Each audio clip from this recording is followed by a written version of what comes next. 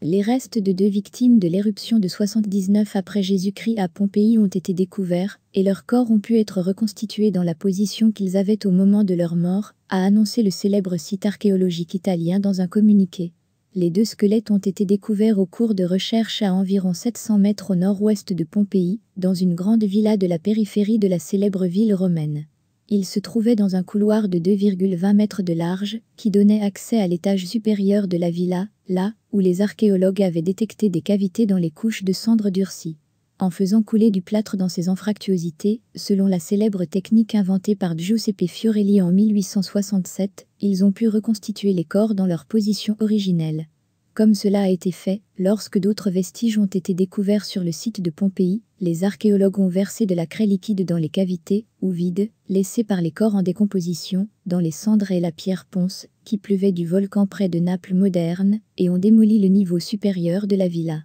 La technique, mise au point dans les années 1800, donne l'image non seulement de la forme et de la position des victimes dans les affres de la mort, mais fait que les restes ressemblent à des statues, a déclaré Massimo Osanna, un archéologue qui est directeur général de la parc archéologique géré sous la juridiction du ministère italien de la Culture.